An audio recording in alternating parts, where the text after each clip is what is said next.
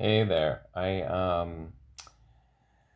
got inspired to make another shorter video, hopefully shorter today, because one thing that's constantly getting asked of me is about me not posting videos or photos of me doing yoga postures, asanas.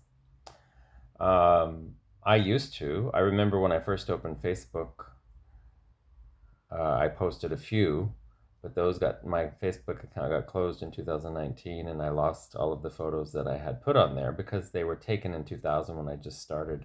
I was a little bit obsessed with being able to put my leg behind my head, so I had my sister constantly take photos of my leg behind my head, and doing like the Marichi poses and stuff like that because I could do them. And I have never seen myself do that, and I was a very lazy kid, so never imagined me doing something to that level. And she liked to take photographs, so I had a lot of pictures of me doing stuff. But back then, this is in 2000, it was a regular camera, so you had to get the film developed, you had to do all that stuff. And when Facebook came around, I my roommates had a scanner, so you could scan photos on the thing, and then it would, upload to your Facebook. And so I did a few of them like that, but um, it wasn't a thing then. Even in 2008, when I opened Facebook originally, it wasn't a thing because a lot of phones still didn't have cameras, so there wasn't all of these photos being taken all the time. Like people are constantly taking photos and videos of things going on around them. So when Instagram became big, which I don't even know when that was, I know it wasn't that long ago, 9 or 10 years. And people started doing photo shoots and started posting these photos. And they'll post this amazing thing that they can do with their body with this some quote from somebody, that's supposed to be inspirational, but the photo has nothing to do with the quote. And there are some who write really good stuff along with their photos, and that's okay. Do it if you want. It's okay. I was raised, not raised because I was raised by not non-yogis, but I was raised in the yoga life. I started when I was 30, almost 30, just 2 months before I turned 30. Um, with a lot of the old school Ashtangis who were very much, it's not something, it's a personal sadhana. It's not something you're supposed to talk about. It's not something you're supposed to put out in public. And so I got that in the back of my head. And then there was some Upanishads that Patabi used to quote. And the first time I saw him in 2000, and the second time he mentioned two different versions of it, that say, if you name yourself a yogi, you are the furthest thing from a yogi. If you Another version of it is, if you name yourself a guru, you're the last one who's actually a guru. Someone else has to call you a yogi or a guru based on what they're seeing in your behavior patterns. Not that you can do all of these postures, because most yogis that live in the Himalayas are skinny guys who naturally could probably do these postures, but they might do 5, 6, 7 of them every few days just to stay in the ability to walk because they're hiking all the time, or sitting because they're sitting. When they're not walking, they're hiking. So it's not a really big thing in the actual yoga world to do this stuff. It's a Western thing to do it. And I am Western. I know I'm born and raised in America. And the more I lived in India, the the more I realized how American I really am. I like my conveniences. I like my comforts. I'm very used to things being that way.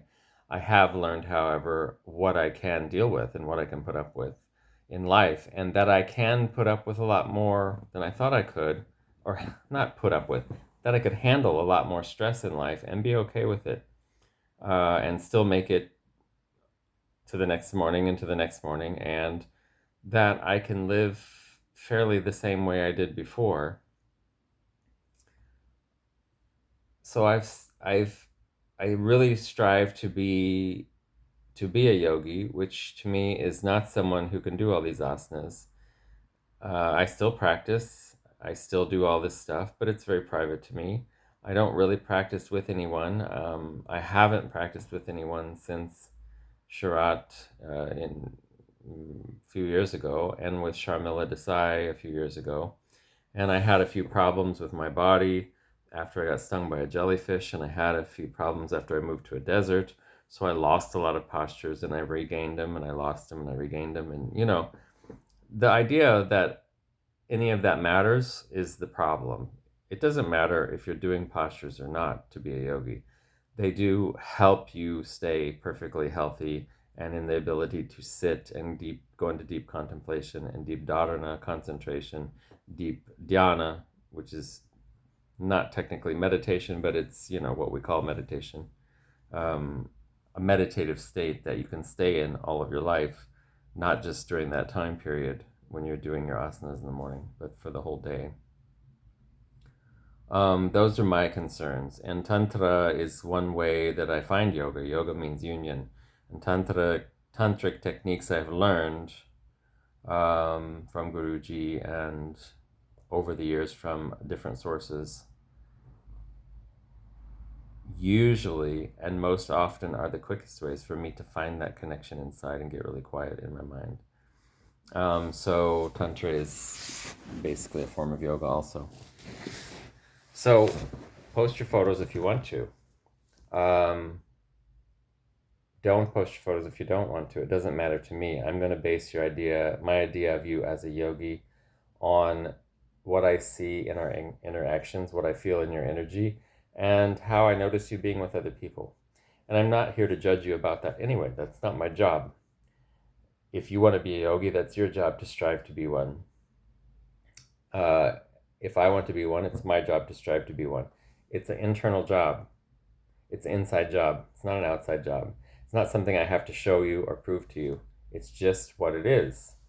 And so that's my stance on that. And I'm okay with it. You don't have to hire me as a yoga teacher. I do travel and teach Ashtanga yoga. And I have a lot of students who really like me. I have a lot of people who don't really like me, I'm sure too. I have no idea. I don't really give the time of day to worrying about this kind of stuff. I just posted this because it was a big thing these last few months when I was in Mysore. A lot of the people who came on my temple tours and were, wanting to learn the deeper side of things, which I was teaching a lot of that kind of stuff this time, were very surprised when they found out I was an authorized teacher and that I even practiced. And I'm like, I think I carried myself in a certain way. And so I had to let go of the idea that I was supposed to hold myself a certain way for them to know that I am this way. Whether or not I know it has not, or whether or not they realize it has nothing to do with me and my behaviors. It has to do with them and their level of awareness. And if they see it, they see it. And if they don't, they don't. And whether they do or not isn't my business. I do the best I can do, and that's all I can do. And that's all I ask of you when you're one of my students, whether you're learning asana from me, or whether you're learning tantra, or whether we're just having a conversation over breakfast.